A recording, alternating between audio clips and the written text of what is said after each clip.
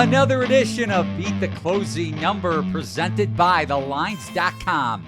My name is Eli Hershkovich. You can follow The Lines on Twitter at TheLinesUS. You can follow my co-host Nuwwarah and myself as the Twitter handles are right on the screen. But without further ado, time to bring in our very special guest that we've been teasing all week. He is Tom Verducci, and he is one of the only MLB analysts to not only have played Major League Baseball, obviously professionally, but he's covered the sport for more than 30 years, a four-time Emmy Award winner is now with Fox Sports, but is a four-time Emmy Award winner, and also a columnist for Sports Illustrated.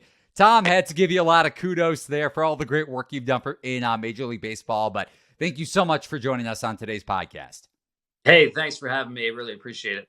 Of course, and you were mentioning that your son went to grad school in Chicago. I'm in Chicago currently. Mo visits every so often to the Windy City. He's currently in the lowly state of Nebraska. I hate to throw a shot at your state, Mo, but we have to every so often. But Tom, let's start off with the latest article that you wrote up, that you penned for Sports Illustrated on Tuesday, breaking down the Rays. And in your column, you wrote exactly verbatim, don't believe the nonsense that you can't win a division in April. You can only lose it, or that's again, what people tend to say. But the 95 Dodgers, who were 14-2 to begin the 95 season, or 55 season, I should say, the 77 Dodgers as well, the 84 Tigers, and the 2016 Cubs that broke the 108-year curse are just a few teams that led their respective divisions early on in April and went on to win the World Series. So the Rays actually began the season at plus 350 to win the AL East and 20-1 to win the World Series. And they're now priced as the favorite in the AL East and have the fourth shortest World Series odds. So long story short, where do you rank Tampa Bay among your World Series contenders as of this recording on Wednesday? Listen, I think they're a serious World Series contender. I say that because I can't give them the division yet. As you guys have seen, the AL East is just a beast this year. But when you look now at the expanded postseason, 6 teams in each league, you're talking about a team that can play losing baseball the rest of the way and still get to 87, 88 wins. And last year we saw anybody who won 87, you're in. That's pretty much, I still believe, where the barometer is to get into the postseason, about 87 wins. It could be less in certain years. Hard to believe that Tampa Bay doesn't get into the postseason. I've got them in right now.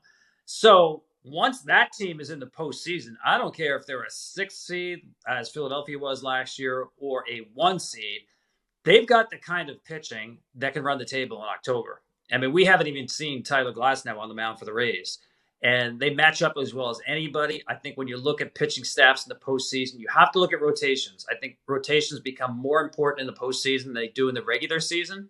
And I like teams that have swing and miss stuff that get you out in the strike zone, right? Because you don't want to get beat by walks in the postseason. You certainly don't want to get beat by home runs.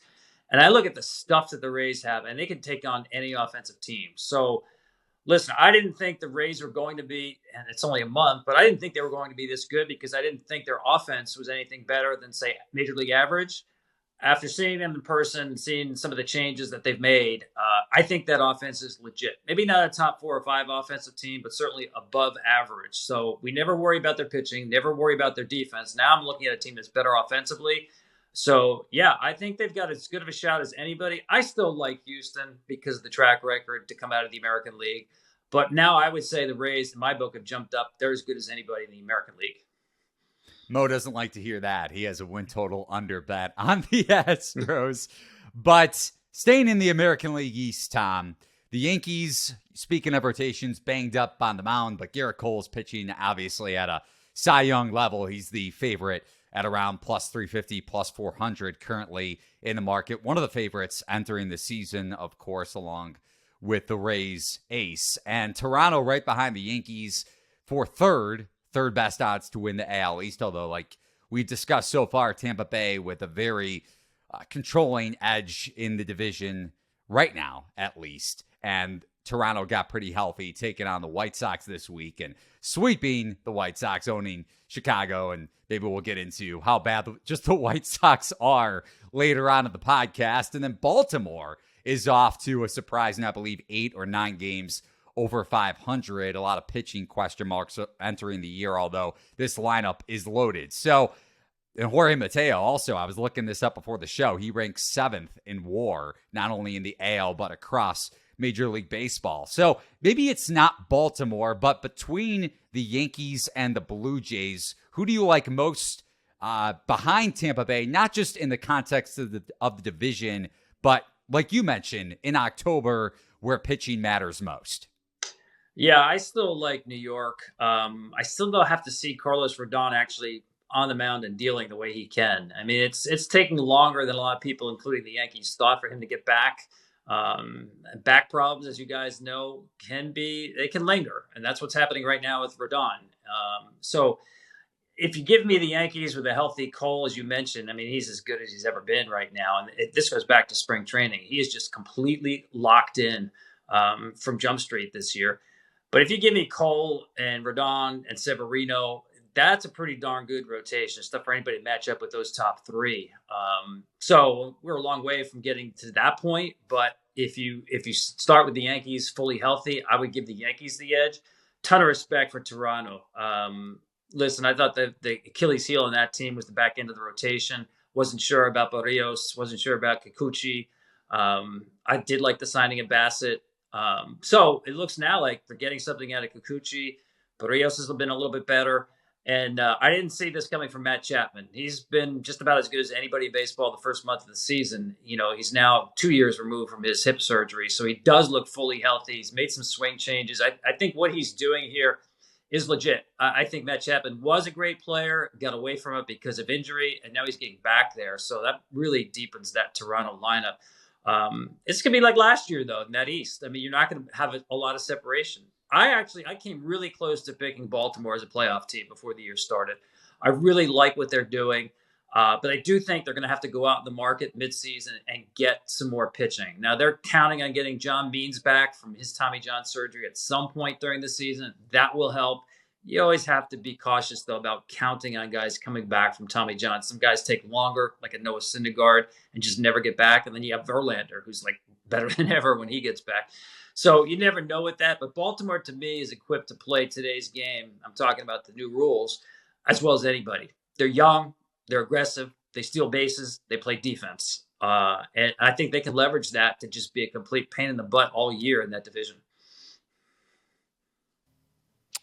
Yeah, they've been a pain in the butt for me so far. I was not bullish on Baltimore this year. I mean, I like what they're doing long-term for sure as well, but I thought this would be maybe a little bit of a step back year for them. Did not see this level of performance coming for sure. The pitching has been, it was terrible on paper, but yeah, I like their lineup. Hoping for better things from the Blue Jays, but switching over to the West, we wanted to see what your thoughts were about Texas, because pretty disastrous series here. Obviously, they got smacked around by Cincinnati in the late innings. But yeah, what did you think about the Rangers, I guess, coming into the season? Because they were a team that I thought had like a World Series ceiling, but like a pretty low floor as well. So pretty wide range of outcomes. And has that, whatever you thought before, has that changed at all after their like overall hot start, sweep against Cincy notwithstanding? Yeah, Texas was a team I picked to go to the postseason. You know, I say this every year. When you look at postseason and who gets in, every year, and I mean literally every year, there's at least one team, and on average two, who are in the playoffs the year after they had a losing record. So the people who sit down and pick their 12 playoff teams and go by, you know, who got in the playoffs last year and who are the best teams on paper in February, you're missing something if you don't pick two sort of, for lack of a better phrase, wild card teams. And for me, the two teams that jumped out were Texas and Arizona. Arizona, because their bullpen was historically horrific the last couple of years, and I know they're loaded with really good young position players. So in what you were talking about, wide range of win outcomes, Arizona, I think, has a really wide possible outcome. But Texas I liked because they were historically bad in one-run games last year, which was not going to happen. Usually those things are kind of flukish, as you know, they can go back and forth. They added a veteran manager, Bruce Bochy, and most of the teams I looked at who did have turnaround seasons changed managers and went to a veteran manager. They were a team that was most hurt by defensive shifts with their left-handed hitters, especially Corey Seager. That going away, I figured would help their offense. And the biggest thing is, man, they added Jacob deGrom. They added the best pitcher in baseball. And as much as people want to talk about his injury history, and that's not a small thing, when he's on the mound, he's better than anybody in baseball. I mean, that was a huge get for them. And it wasn't the only get, with Nathan Eovaldi there, Andrew Heaney.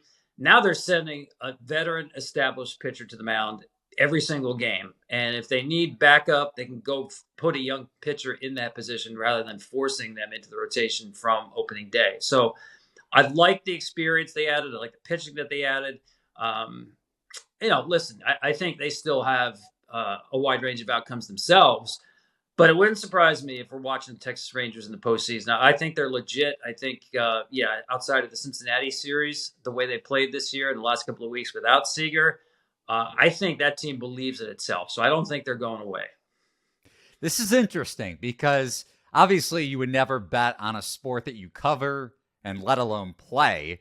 The Detroit Lions are a prime example of that last week. But you mentioned bullpen variants. You mentioned managerial replacements as a way to gauge upstart teams and bounce back seasons. I think you would make, Tom, for a pretty good bettor, but maybe another conversation for another podcast years down the road. Mo, I'll swing it back to you.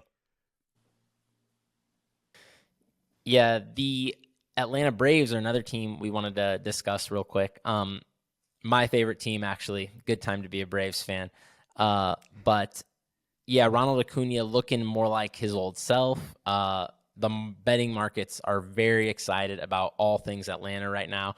I believe they're the World Series favorite, Acuna MVP favorite, Spencer Strider, one of the Cy Young favorites, if not the favorite. How do you see Atlanta shaking out in all these various races and in the NL as a whole? Do you kind of see them as the team to beat, or the Padres, Phillies? Obviously, these teams struggling a little more after real strong playoff runs last year. Yeah, I picked the Padres coming out of the National League, but that's certainly no disrespect to the Braves. I mean, it's sort of a coin flip. I do agree with what you said, especially about Acuna. I think deep down he wants to be the MVP. And I think with the stolen base environment we have now, he's going to put up some ridiculous power speed numbers that kind of separate him from the usual middle of the order guys who tend to win MVPs.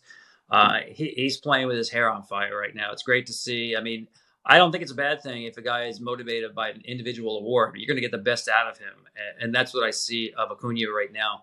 And I love the Braves. I mean, I picked them over the Mets in the division. The Mets were kind of the hot team in the postseason. I get it. They're a really good team. They're going to push 100 wins again. But what I like about the Braves, and this is what I like about most teams, when you look at their roster, they're just loaded with guys who are the sweet spot of their careers. I'm talking about, say, 25 to 30, 31. Those players tend to perform best. They tend to stay healthier. Teams that are young have more variation in performance. Teams that are old have more variation in health. And they're just loaded with guys at that right spot of their careers. So I almost feel, too, they're like a college football team that has a good system going. Guys who get there, like an Olsen or a Murphy, they're folded in immediately there. There's no sort of break-in period or adjustment period. So they're showing that once again. The pitching, as you mentioned, with Strider, who's, to me, he's kind of the front of the rotation. That's saying a lot when you got Max Fried there, because I have a ton of respect for Max, who's nearly won a Cy Young. But Strider just has one of these disappearing fastballs that hitters still have not been able to adjust to. And that tells me he's really special. You know what you're getting with him as a hitter. He's not really fooling people, but he's that tough to square up. So, yeah, a ton of respect for the Braves. I get the sense that the Braves are never satisfied, winning division titles, winning the World Series a couple of years ago, getting back there. I never get the sense that they're coasting, that, hey, we got our ring, or, we know we're good. They're always striving. I like that. It's a credit to Brian Snitker. I think he's a great manager. But, yeah, I think the Braves, listen, I picked the Padres just because that lineup, when they're at full force, is just dynamic. But the Braves maybe have 1 through 26, maybe the better roster. It's interesting with Strider really quickly because Mo was plagued by him last year. The peripherals didn't love him, even though his stuff, as you noted, is flat out incredible. And the peripherals are starting to adore him a bit more this year. And obviously, his results speak for itself. So I'm curious, based on what you've seen as someone who's covered the game for so long, who is your comp for Strider? Yeah, I mean, it's difficult because he's such a high fastball. He's got tremendous ride on that high fastball. He's not a tall guy. He's probably 5'11". I don't know what he's listed at, but lower release point. So hitters just can't get on top of that pitch. He gets underneath the baseball. I've seen a lot of relievers with stuff like that, but it's unusual to see a starting pitcher who sort of pitches uphill, if you will, with that stuff.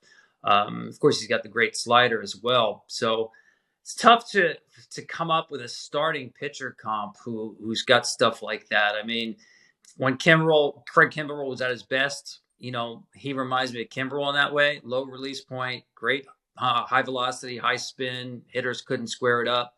But again, to do that over 6-7 innings a night, be punching out 10, 11, 12, 13, that's a small set of players. And I think probably that's what makes him so unique and great, is that hitters just don't see Spencer Strider's starting games. It's very unusual.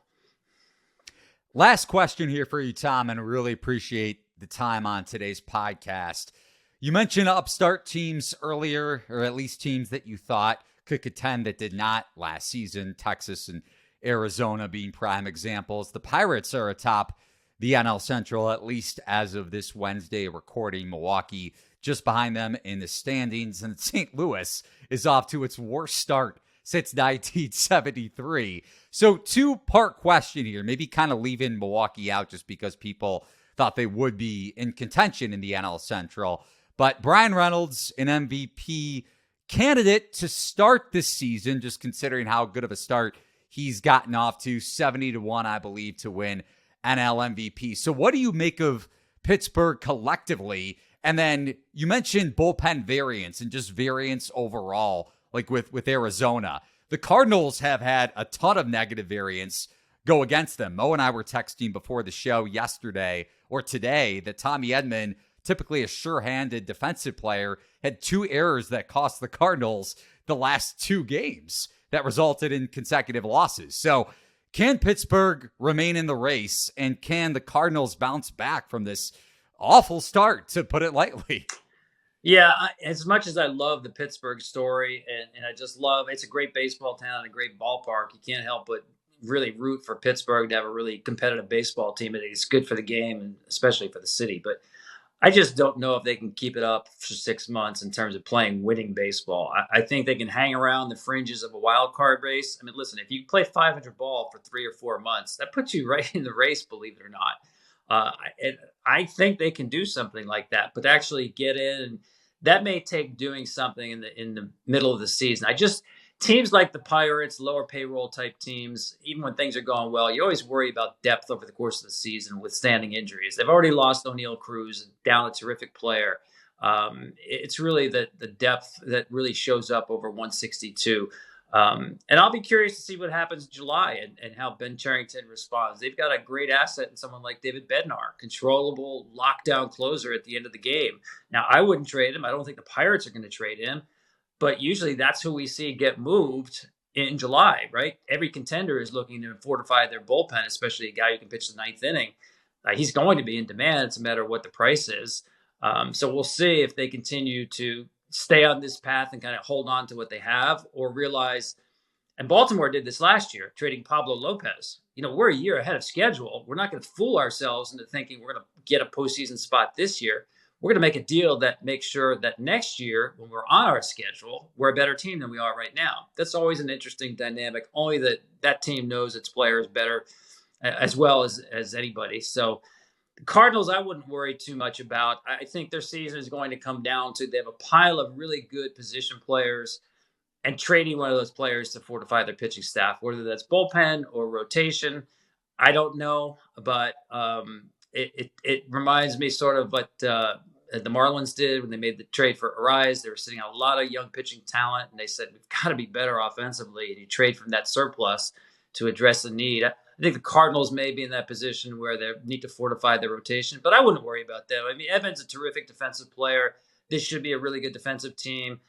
If anything, I know they got to the postseason last year with very low strikeout rates, but I still think you want a little more swing and miss they have in their staff. So the Cardinals are going to listen, look at their track record. They never have a bad season.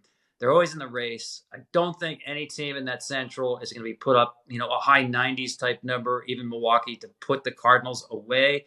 So they certainly will be heard from. Wouldn't surprise me if they won the division, but they're not going away. All right, so Tom, just like us, Mo, we have another guy on the Cardinals bandwagon for better or worse as a buy low candidate the rest of the season. That is the great Tom Verducci, covering Major League Baseball for Fox Sports and Sports Illustrated, and one of the nicest people in the industry. I've been booking Tom on radio shows that I worked on as a producer for the last 5+ years. So, Tom, you always answer my texts when others don't want to. So I appreciate it. And thank you for joining us on today's Beat the Closing Number. Yeah, thanks, guys. Enjoyed it.